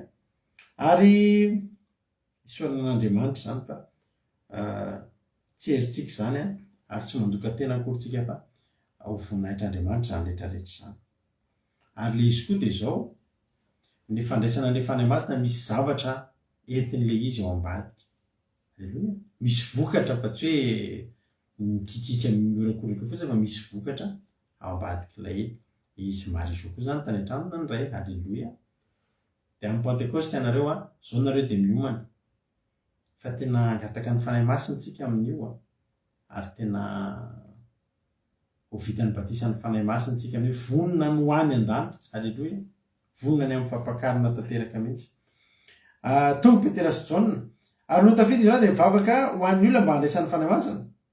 Fa tsy mbola nisy ny latsahany izy na dia ray aza fa natao batisa tamin'ny anaran'i Jesosy Tompiany izy. Ary izy roalahy nametraha tanana taminy ka dia nandray fanahy masina io nametraha tanana. Vavahana fotsiny io dia nametraha tanana dia nandray fanahy masina. Andiny fa 20 amin'izay tsika. Ary Simona no nahita fa ny fametrahan'ny apôstôly tanana no nanomezana ny fanahy masina. Dia tondra vola omena azy ka na hoe meo zany fahevana zany koa mba handray fanahy masina izay olona ametrahako tanana. Io ny tsy ampy taminy. Hitanao? Nanao zava-mahagaga, zava-mahatalanjona izy, ekeny zany. Nanao zavatra mipopoka izy, ekeny zany. Fa ny zavatra tsy ampy teo aminy nanatombo ny apôstôly, satria ny apôstôly rehefa nivavaka sy nametra tanana dia nandray fanahy masina ny olona. Zavatra tsy anananao tsy afaka omenao olona. Alleloia. Ary ity lehilahy ity orakoraka ny netiny teo amin'ny olona fa tsy afaka nanome fanahy masina satria tsy nanana an'izany izy. Odiny eo aminao, tsisy fanahy masina afaka hiasa eo aminao. Dia izao zavatra teneniny. Tondra vola izy omenan'izy roalahy. Mba omeo amin'izany aho. Hitanao? Ity lehilahy ity efa zatra nampiasa vola. Efa zatra niresaka vola. Dia aminazy vola ihany no miresaka. Ny pouvoir, ny odiny vidiany vola. Dia neveriny fahazo vidiana vola koa ny fanahy masina tany amin'ny apôstôly dia nitondra vola izy mba meo amin'izany fahefana zany fa mba handray fanahy masina koa ny olona izay ametrahako tanana. Satria hatramin'izay ny olona izay nametrahako tanana miogaoga tsy fantatra fotsiny talanjolanjona fotsiny amin'ny ahoana fa tsisy nandray fanahy masina. Ho Petera taminy. Aoka ho very mba amin'ny teninao ny volanao. Satria nataonao fa azo vidim-bola ny fanomezan'Andriamanitra. Tsy azo vidim-bola ny fanomezan'Andriamanitra. Tsy azo vidim-bola ny fanomezan'Andriamanitra. Ny fanomezan'Andriamanitra dia maimaimaim-poana izay sahazany zany, izay tokony zany. Ianao raha hoe lasa mitondra mavaka olona ianao dia sitrana ny olona. Tsy nanto vola ianao nahazo an'izany. Fanomenanao avy taiza ary zany? Avy tamin'Andriamanitra. Tsy vidim-bola ny fanomezan'Andriamanitra. Ary za manokana raha mba misy zavatra nomen'Andriamanitra anahy dia tiako zany mba ho anao ihany koa. Dia menatra ary sady sahako ny varotra an'izany aminao satria tsy anahy iny. Ozy Petera. Nga heverinao azo vidim-bola ny fanomezan'Andriamanitra. Tsy manana anjara na raha amin'izany zavatra zany satria tsy mahitsy anaty an'Andriamanitra. Koa mibeba amin'izao aratsianao zao. Ka mangatà amin'ny tompo andao mba havelana izay no heverin'ny fonao. Fa hitako zao mbola mitoetra aminao ihany ny fangidin'ny afery sy ny fehi-keloka. Hitanao? Efa tsy nitondra ody intsony izy niaraka tamin'izy roalahy fa mbola tao le herin'le ody.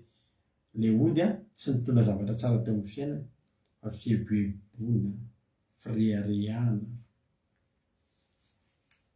fitiavam-bola, fitiavan-karena.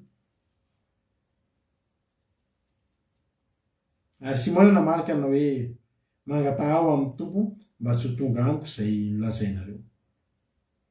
Izay ny amin'ny Simona.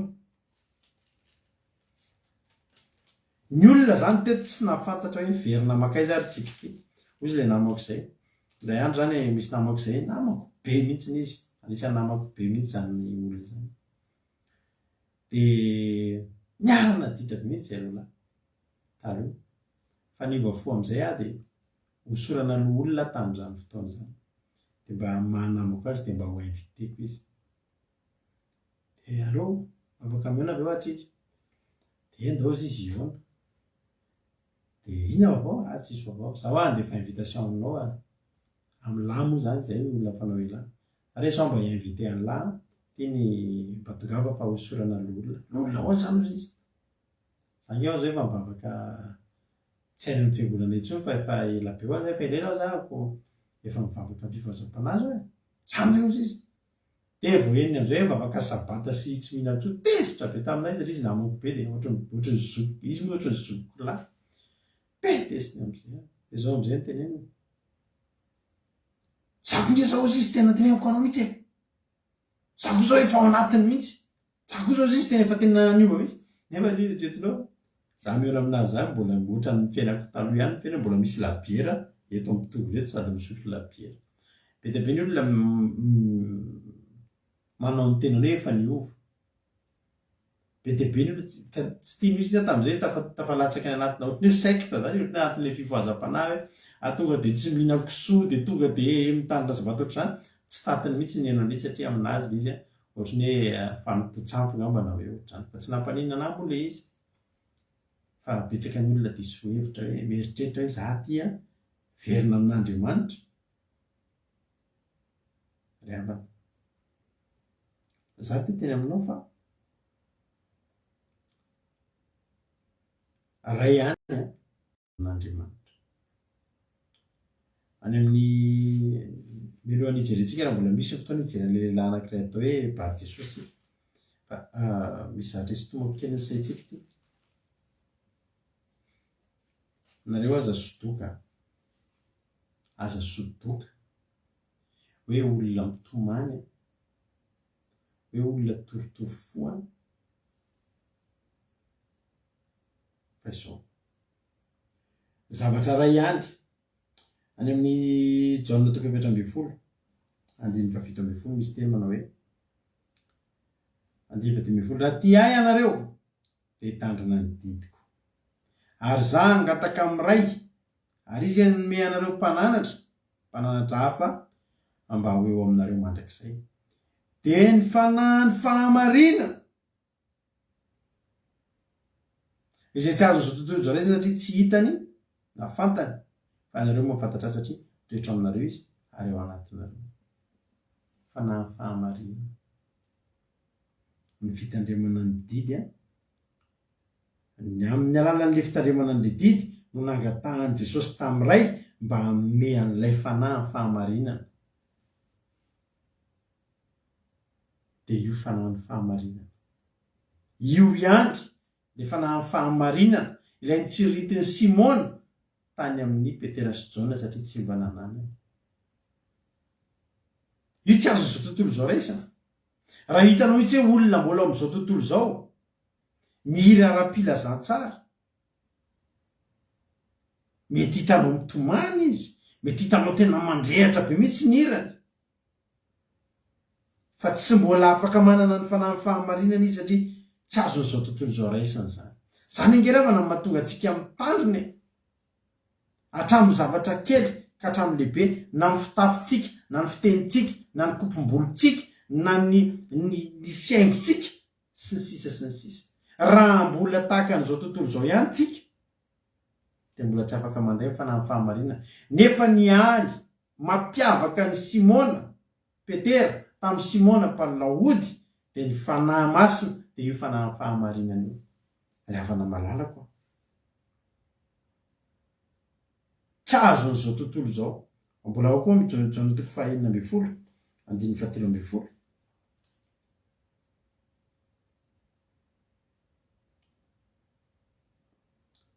Mbola manana zavatra maro lazaina aminareo koa nefa tsy zakanareo ankehitriny. Fa raha tonga ny fanahy ny fahamarinana dia izy mitari-dalana anareo ho amin'ny marina rehetra. Fa tsy hiteny ho azy izy fa izay ho reny dia ho lazainy avokoa. Ary ny zavatra ho avy aza dia ambarany aminareo. Halleloia. Fanahy fahamarinana ry havana io. John 15:26 nge vakitsika. Fa raha tonga mpananatra izay irahako aminareo avy amin'ny ray, dia fanahy fahamarinana izay mivoaka avy amin'ny ray, izy no vavolombelona nambara azy. Io avy amin'Andriamanitra mihitsy io. Ary io tena hoe raha mbola ao aminao, mbola fiainanao amin'izao tontolo izao, fa manao vary amin'anana ianao zany, manao composé ianao, sady izao tontolo izao kely no Andriamanitra kely, dia tsy mbola afaka mandray ny fanahy fahamarinana. Any mahatonga malahelo mahita zay zao misy mpira évangélika malagasy vao hitanay voaingana ny klipiny, tena kivy ratsy zay raha no mahita ny klipin'izany mpira zany. Dia ino fa tsy dia makatahaka an'ireny le ohatra hoe real song, ry ho any mpira teny anglisy malaza be etim-bolo amin'io, dia tena ny fitafy amin'io dia tena hoe tena ho izay mivaty hoe Jesosy. Ry havana, mira évangélika azo atao, ny olona rehetra afaka mira évangélika, fa ny fanahy fahamarinana tsy azon'izao tontolo izao raisina. Ary izay no mahavoafitaka ny olona. Ary mahatonga an'Andriamanitra miteny manao hoe raha hiverina ianareo dia amiko miverina. Impiry fo ara-panahy tsika, impiry fo ara-panahy. Zahako zany efa olom-baovao aho izy le olona anankiray, fa mijery azy ianao dia tena ianao maly ihany fa tsy vaovao ka. Hitako ianao maly fa mbola ianao ihany, tsy mitondra ny fiovana teo aminao ny filazantsara, ary mampalahelo mieritreritra ny zavatra teneninao fotsiny io hoe lasa miresaka baiboly ianao, lasa mihira ianao dia atao lasa hira amin'ny hira ara-pilazantsara, fa ianao mbola tsy miova. Ary tadidio fa raha mbola eo amin'ny tontolo izao ny iainanao, mbola tsy afaka mandray ny fanahy fahamarinana ianao. Dia afaka malalaka amaranako azy mbola tsy mbola lasa be ny fotoanantsika, adiny firy zay fotoanantsika teo. Misy lehilahy anankiray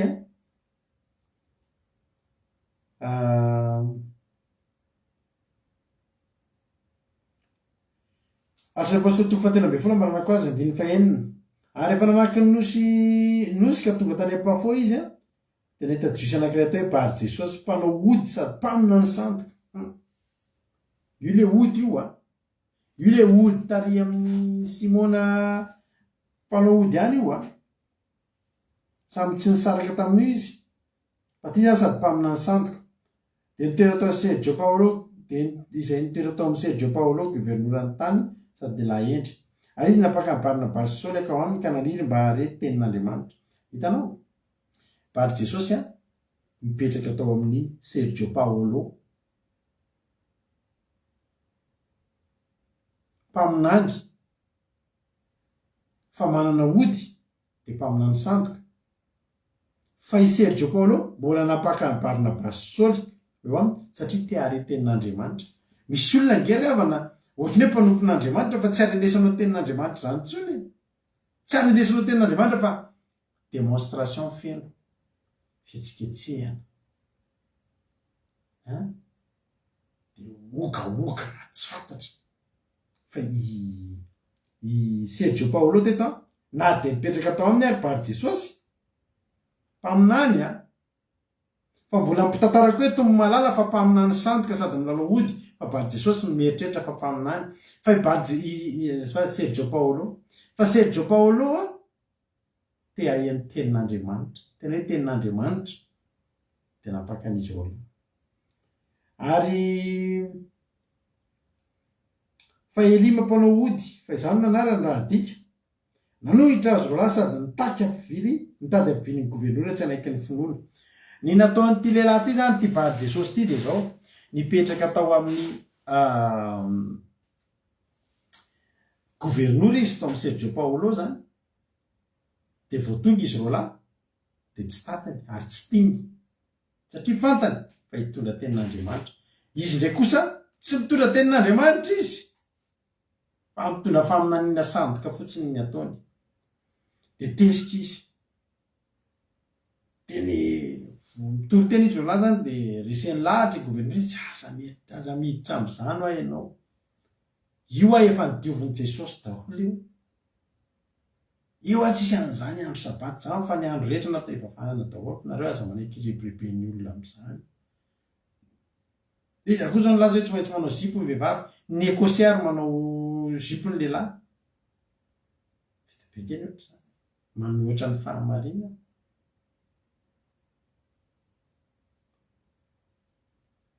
Niezaka izy zany nanohatra ny fampianaran'ny Paoly sy Barnabasy, niezaka mampivily ny sain'ny gouvernoura. Andiny pasivy fa Saoly kosa zay ny atao hoe Paoly feno ny fanamasina. Ary Paoly rehefa feno ny fanamasina dia mafantatra ny zavatra mitranga ary fantany miariary iza moa ty lehilahy ty. Soa dia mivakiny Paoly ny resaka. Fa Saoly kosa izay atao hoe Paoly feno ny fanamasina dia nibanjina azy. Zao no tadidio. Na inona fihetsiketsehana, na inona zavatra ataon'ny Bar Jesosy na Simona Mpilalahody, rehefa eo ny apôstôly feno ny fanamasina fantany foana. Ary etoka ambavaka mihitsy ianao mba hianavaka ny vary sy ny tsiparipary, mba etoka ambavaka mihitsy ianao amin'izao fotoana zao rehefa mijery zavatra eo amin'ny Facebook eo amin'izay ianao dia fantatra hoe tsy izy zany zavatra tenenin'ity olona ity zany.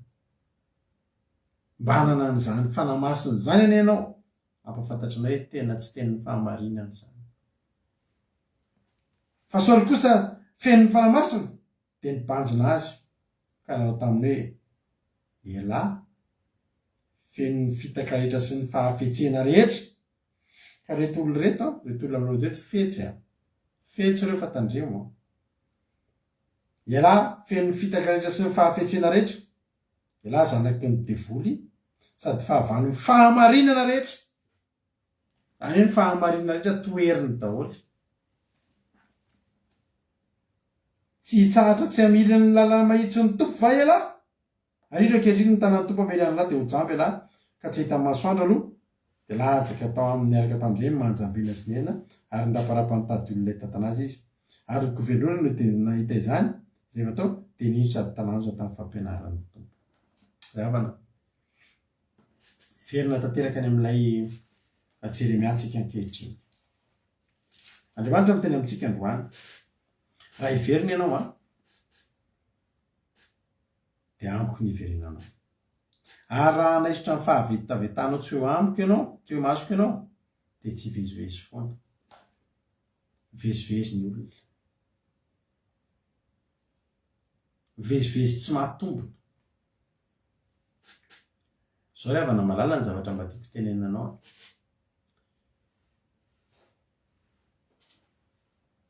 Ny ara-panahy mila kolokoloana. Ny vavontsika ara-panahy dia maharevo. Raha ho antsika daholo ny hanina rehetra izay hitan'ny masontsika dia marary ny vavontsika. Tsy mahalevon-kanina isika. Za zao dia tena variana mihitsy.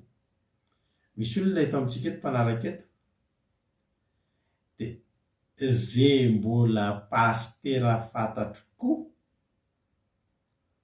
ka atory teny mipotra ka hetsika ara-panahy mipotra ka ninona dia hitako izay olona anankiray areto zany olona zany zao dia tsy maintsy hitako any ny anarany. Raha mbola ho za manana ami eo amin'ny 4000 eo zao 4000 mahery zao ny amiako. Dia amin'ireo 4000 mahery ireo ny pastera sy ny mpanompon'Andriamanitra sy ny olona mizara tenin'Andriamanitra amin'ireo raha kely indrindra angamba ny 1000. Raha kely indrindra pasteur na dekona any amin'izay misy mizara tenin'Andriamanitra sy mizara fotoam-bavaka sy ny sisa. Dia mahavariana anahy io anabavy izy eto amintsika eto izy zao. Ahoana manahita satria zay olona rehetra hitako manao partazina zavatra dia tsy maintsy eo zay olona zay, tsy maintsy eo izy. Zao nge ravana malala e, tsy ratsy ange zany. Fa ny zavatra tiako tenenina anareo dia zao: tandremo, mitandremo,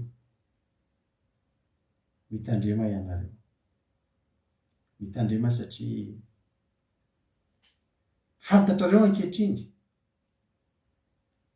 fa misy ny zavatra mahatalanjona miodiny eo ambadikany, fa misy sady mahatalanjona no mitondra tenin'ny fiainana mandrakizay dia fanamasina ny eo ambadikany. Hoe havana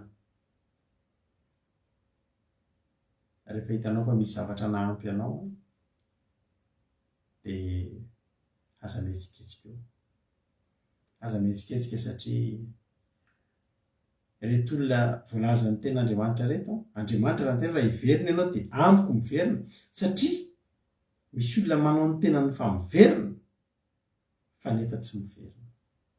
Tsy ao amin'Andriamanitra izy ny tafadotany. Ary mahatonga an'Andriamanitra miteny hoe ivezivezy ange, ary dia ivezivezy ange ianao. Dia inona ary zany zao ho an'ilay anabavy zay? Eto so tsika mampianatra, batisan'ny rano, batisan'ny fibebahana. Tsika tsy mihinana zava-padina satria Andriamanitra dia efa miteny hatramin'ny voalohany fa maloto reny, fa hatrany amin'ny Isaiaka, hatrany amin'ny Apokalipsy, hatramin'ny Jesosy sy ny mpianany tsy nety mihinana andreny dia maloto ny biby maloto. Ary izay mihinana totozy sy ny henan-kisoa ny ten'Andriamanitra, ireo zany mitovy aza teza zany nao raha mihina kisoa dia tena hoe manga tsy totozy ny laokanareo satria ten'Andriamanitra izy dia miteny an'izany, dia tsy hiditra ny lanitra ny ten'Andriamanitra. Dia manontany an'ilay anabavy zay zany zao, misy ireny efa amin'ireo olona inoana ireo miteny mihitsy: nazay rebereben'ny olona amin'izany ao nareo, henan-kisoa ampiarahana amin'ny voanjobory. Iny ny tena tsara zao, voanjobory ny laokanay hariva teo, tsara ery, voanjobory sy tongotr'omby. Lelamolotra vozy ilay pasteur anankiray zay, amiako pasteur io toritena izy ndraiky niakaka za miheniko, za rehefa lahady manendy zany nataoko mba mihaino ny tenin'Andriamanitra eo ambony eo. Dia zao ny teneniny: nareo aza manaiky rebereben'ny olona, henan-kisoa tsy mihinana, alefa saody amiko adio izy, ampiarahana amin'ny voanjobory reny ny tena tsara. Dia mbola hitako koa ilay anabavy io, ary io anabavy io manao amainina. Eto ilay anabavy io amin'izao fotoana izao, manao amainina izy, nefa koa rehefa miteny an'izany eto hoe ravana malala, izay tsy manam-pahamasinina ange tsy hitan'Andriamanitra. Dia manao amainina eto koa izy. Inona zany ilay tena amainina anao ranabavy? Mitory izay eto fahamasinana.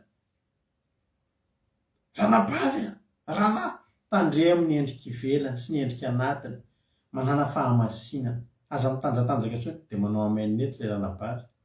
Misy mpanompon'Andriamanitra nefa vehivavy mitory teny miaraka amin'ny pataloha manara-tena sy ny pataloha vovitra, dia mbola eo koa ilay ranabavy io, amainina koa izy. Dia fanontaniako zany, mba tsy marary vavony ara-panahy ianao ranabavy? Iza dia tena amainina zany zao, le eto sa le any? Satria zavatra roa samihafa tena mifanipaka mihitsy kosa zany. Zay mitory mba manana fahamasinana ary reto aho. Dia ozy le mitory teny: nareo aza manaiky rebereben'ny olona, zany karakara ny tenanareo, apotray zay azo apotra. Dia amainina ozy ranabavy. Tsy mibedy anao ranabavy fa safidinao io fa ny any teniko anareo rehetrarehetra kosa nefa dia zao hoe tandremo, mieritreritra hoe ao amin'i Jesosy nefa tandremo sao dia tsy ao. Mety ampy angamizay ary teny betsaka mihoatran'izay dia ohatran'ny heverina fa mety miteny hoe avy eto foana miaina, ka hita hoe eto foana zahako aloha raha henonareo za eto foana. Ary fanapa-kevitra mivady nanomboka zao fandaharam-mampiona androany amin'ny 7 maraina, androany latsinainy sy rapitso, dia amin'ny alakamisy zoma isaky ny andro fianaran'ny mpianatra zany ary manatitra mpianatra mampionana, dia manam-potoana, dia rapitso amin'ny 7 indray izy miaraka aminareo eto. Halleloia! Zay eto foana. na hoeto ianao a zay eto foana, na tsy hoeto ianao a zay koa eto foana, de mahereza. Fa Jesosy Andriamanitra miteny raha hiverina ianao a tandremo sao de diso hevitra, fa raha miverina de ampy fa miverina. Samita iny tompontsika rehetrarehetra, ino fa voarainao ny afatra teto androany, de za maniry mba hoe hifo ianao a, hifo ara-panahy ianao a, de tena hoe le mifo am'le tena izy, de le tena hoe tonga ao am'le tena tanjon'Andriamanitra, impiry fo ary tsika. Raha hifo ara-panahy ianao zay mbola any amin'tsisy, de tsy maintsy mbola tsy maintsy hifo ara-panahy ianao any am'le tena izy. Ho tahin'ny tompony tsika rehetra manomboka androany a de mandiny tsara, de zaho toetra ny fanahy no tenin'Andriamanitra. Zay a tandremo vao fitaka fa andro faran'izao. Ho tahin'ny tompony tsika tsirairay avy. Amen.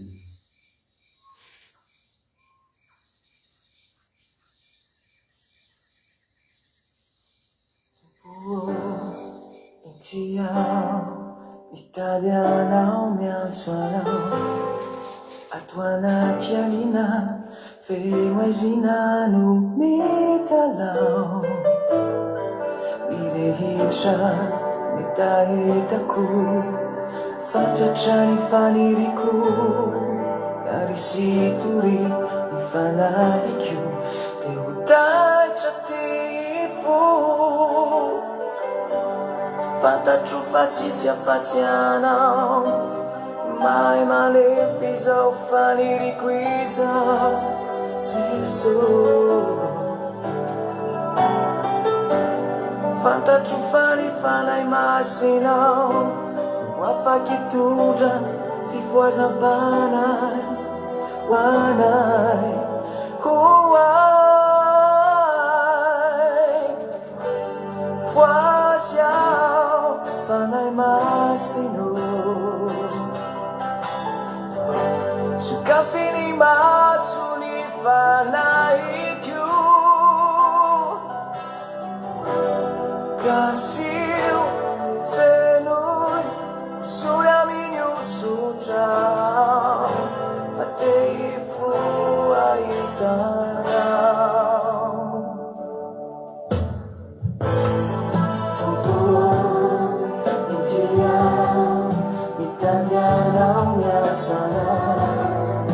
Atwana tiana femoizina no mitalao mirehitra mitahetako fatratra ny faniriko sy tory ny fanahiko de mitatra tifo fantatro fa tsisy afatsy anao mahay malefy izao faniriko izao Jesosy. Fantatro fa ny fanahy masinao no afaky tondra fifoazam-panay hoanay hoay voazy aho fanahy masino sokafiny maso ny fanahiko kasio fenoy soya minyo sutrao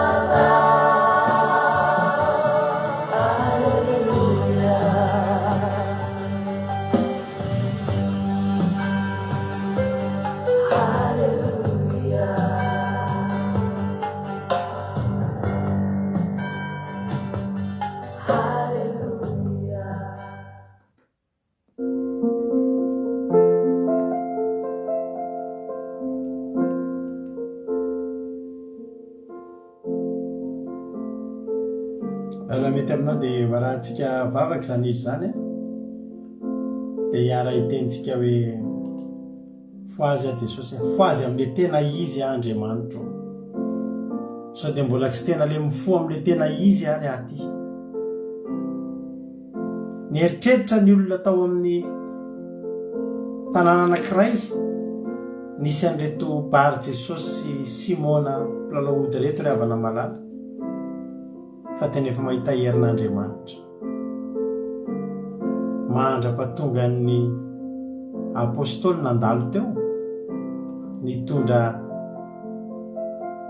teny somafaly milazany amin'ny fanjakan'Andriamanitra sy Jesosy Kristy. Teo vao nanomboka nakatsiro ny olona ny amin'ny tenin'Andriamanitra, ny amin'ny fiarahana amin'Andriamanitra, nanomboka nitodika zavatra hafa mihitsy ny banjina ny lanitra ry havana malala. Androany za te teny amintsika rehetrarehetra manao hoe angatao androany mba anisan'ny angataka ianao hoe foazy hafanahy masina. Foazy a, aleluia. Fotoana fifoazantsika zao ry havana, ny zava-mahatalanjona sy mitondra antsika ny an-danitra, fa ny tenin'ny fahamarinana no hitondra antsika ny an-danitra. Ny tenin'ny fahamarinana no hatonga antsika ho vita batisan'ny fibebahana sy akany amin'ny batisan'ny fanahy masina, hitondra antsika ho any an-danitra, hividianan'ny anjelantsika amin'ny andro fanjavonana, fa tsy ny zava-mahatalanjona. Manomboka androany ianao aza sodoka ny zava-mahatalanjona sy ny fihetsiketsehana maro isan-karazany, fa ny zavatra ataovy masaka ao an-tsainao manomboka androany dia ny tenin'ny fahamarinana. Halleluia. Misaotra Jesosy tamin'ny fotoana androany a. Misaotra Jesosy satria fantatro fa ianao aloha ny teny teto tamin'ity androany ity, fa fitaovana fotsiny ity mpanomponao. Niangatahako aminao Jesosy dia amin'izao andro farany izao mba tsy ho variana ny olona na hosodokany ny zava-mahatalanjona, fa tena hibanjina ny lanitra. Ay, eno sy angetahetany amin'ny tenin'ny fahamarinana, ny amin'ny momba ny fanjakan'Andriamanitra, ny amin'ny Jesosy Kristy. Dia mangataka Jesosy indrindra reto mba mpiaino anay fandarana andramoka izao reto Jesosy, tehirizo izy ireo. Tehirizo azavenanao mivilivily sy mivezivezy amin'izao andro efa faran'izao. Raha misy efa tafaverina, ireo izy rehetra sy efa tafaverina aminao Andriamanitra, dia tehirizo ireo. Tehirizo ao amin'ny fanjakanao. Tehirizo anaty fahamarinana, tehirizo anaty fahamasinana, fa hitsenanao eny amin'ny raho an-lanitra izay Jesosy malala. Dia tsy toditodika izay, tsy ho variana ho voninahitra teo anao rery ihany. Misaotra Jesosy malala, makasitraka indrindra ny amin'ny zavatra rehetra, makasitraka ny amin'ny teninao, dia makasitraka ny amin'izay ho ataonao amin'reto mpanomponao. Betsaka ny zavatra tokony ho lazaiko eto Andriamanitra, tokony ho angatahana ho an'reto mpanomponao izay niaritory ny hainy tenin'Andriamanitra. Fa fantatro Andriamanitra fa manana ny tsara indrindra ho manana azy ireo ianao ka dia hisorako ny anaranao zany. Voninahitra ho anao efa hatramin'izay dia ho mandrakizay. Misaotra Jesosy io. Halleluia. Dia vory sy Satana faritra amin'ny ranao tsy afaka hitsaingoka na dia litera ray aza tamin'ity androany ity. Fa ny vozana fafirera dia hamoa avy zato eny am-pony ny tsirairay avy. Halleluia. Amen. Ivavakantsika amin'izao fotoana izao amin'ny firenena, ampanosotsika ny zokintsika felana rakoto a, ivavaka amin'ny firenena. Tahito felana rakoto. Ny tompo pastera dia araka ivavaka aritsika ho amin'ny firenena. Misaotra Jesosy ny amin'ny teny notorian'ny mpanomponao teo satria teny mampieritreritra sy mampianatra anay indray ny tokony foazanay ka azonay mandray ny fanahin'ny fahamarinana izay tsy azon'izao tontolo izao alaina Jesosy aho. Ampahirato ny masom-panahinay, ahita ny asanao sy ny voninahitra ao ka ahitanay ny fahamarinana sy ny fahamasinana Jesosy aho. Omeo tempo-may manaiky izany teny izany zay mba anaovanay ny sitraponao satria ianao tompo malala ny hevitreveranao anay. Dia Andriamanitro, izany fandraponao izany nangatahnay mbola entinay ambavaka hitondranay ny tanindrazanay izay tany niavianay Jesosy aho. Mangataka izay ny famelan-keloka ho an'ny malagasy rehetra, indrindra ny amin'ny eloka sy izay rehetra adalàna sy fisainandratsy vitanay malagasy rehetra Jesosy aho. Mamindrafo aminay ray malalo ary aoka vita fihavanana aminao indray izay malagasy rehetra mba ho sambatra ny firenenay. Fa raha ny olona izay natsoina amin'ny anarako no avy anetry-tena ka hiala amin'ny ratsy fanaony ka hivavaka dia minisy matoky izay Jesosy fa anasitrana ny taninay ianao Jehovah. Mila an'izany firenenay Jesosy satria ny teninao dia marina, ny teninao dia mahery, eny sy ny ameniny. Ko manateny izay ray fa hiaina amin'izany famindraponao ianao mba ho sambatra ny firenenay, mba ho ambinina ny firenenay. Ary voalaza ny teninao izany Jesosy hoe sambatra izay voavela ny elony sady voasarina amin'ny fahotany ka ho tanteraka ao amin'ny izay malagasy rehetra ane izany teny izany Jesosy aho. Ka dia mbola apetraka ao am-pelantananao koa Jesosy ny amin'izao fotoana izao aho. Ireo vahoaka malagasy izay miady amin'ny aretina, tsy manana fahafahana hiatrehana sy fitsaboana akory ireny. Ao izay tsy manana fidiram-bola, tsy manana sakafo ara-dalàna, tsy ara-pahasalamana. Ao koa Jesosy ireo sahirana ara-bola tsy manana na dia nisy trian'ny lohany azy ka voatery Jesosy mangalatra, misoloky, mandainga ary manao ny karazam-pahotana maro. Ao koa Jesosy ireo izay mandro tsy lavolon'ny fandriam-pahalemana. Jesosy malalo. Ao koa ireo izay miady noho ny tsirariny eny amin'ny fitsarana. Ao koa tompo ao ireo tokantrano misaraka, mifamono. Ao ireo izay marary miady amin'ny fahafatesana Jesosy aho. Ao ireo izay hiaran'ny herisetra. Rehetra izany rehetrarehetra izay tsy voatanisako eto Jesosy dia ianao no mahita an'izany. Fa mangataka aminao Andriamanitro, vonjeo araka ny famindraponao ireny ary aza misy adinoana na dia iray aza. Aza misy very ihany koa Jesosy. Fa tanterao ny teninao Jesosy manao hoe ho salama sy ambinina ane tahaka nanambinana ny fanahinareo ny vahoaka malagasy rehetra. Dia misaotra anao a Jesosy satria mbola afaka nametraka izany vavaka izany ho an'ny mpiray tanindrazana amiko. Ka raha isaraka eto izay amin'izao alina izao Jesosy dia ny fanamasinao ane andrakotra anay tsirairay avy anay tokantrano izay nandre izany tenin'Andriamanitra izany Jesosy aho. Dia ianao tompo ny andrakotra amin'ny fanamasina mba azon'ny tahiry izany teny izany ka makivaky ny alina izay dia rakofan'ny ranao masina, omenao torimaso mamy. Dia amohanay indray ianao Jesosy aho raha tonga ny maraina vaovao azonay midera sy manome voninahitra ny anaranao. Dia mankasitraka rainay tsara indrindra, voninahitra aneo anao ka hatramin'ny taloha indrindrako mandrakizay. Aleluia, amen. Aleluia. Misaotra betsaka ny zokofenana koa tsika tao anatin'izay vavaka ho an'ny firenena izay. Isaorantsika azy zany dia Andriamanitra manakire-pahasoavana ane amaly fitianao amenao heri-tanjaka sy fahasalamana hatrany dia ombanao amin'izay rehetra ataonao raha mba fenina rakoto dia mitombositra mitombo fahasoavana dia Jesosy amaly fitianao tamin'ny asa izay nataonao teto. Misaotratsika rehetra ihany koa nahatra ny hatrany farany. Raha mbola singana amin'irao lanitra Jesosy dia rapitso amin'ny 7 maraina nareo miaraka amin'ny mampionona mandritra ny 5-7 minitra miaraka amin'ny mampionona anatin'ny vavaka maraina. Dia naiza toerana misy nareo afaka mihaino foana nareo mivavaka izy mitondratsika anaty vavaka dia ohatra mizara tenin'Andriamanitra kely dia asiany hira ihany koa. Dia manasa anao rapitso amin'ny 7 maraina. Za kosa rapitso amin'ny lera tahaka izao dia mihaona aminao eto. Raha mbola tsy tonga amin'irao lanitra Jesosy ka sitrapon'Andriamanitra samy mbola verinay tsika dia eo anetitsika rapitso. sotranao nahatrehatra amin'ny farany a za resy lahatra fa tsy verimaina fotoana laninao teto akory ary ny torimasonao tara omeran'Andriamanitra ifakory azy ianao de samy amatory tsara tsika androany alina hotahin'Andriamanitra miraranao torimaso lalina torimaso mamy a de tontolo andro mahafinaritra be raha pisy tontolo andro mpandresena ho anao samy hitahin'Andriamanitra orika mamy ao antsika rehetrarehetra raha pitsika miona mahereza Jesosy somba antsika tsirairay avy. Halleluia. Amen.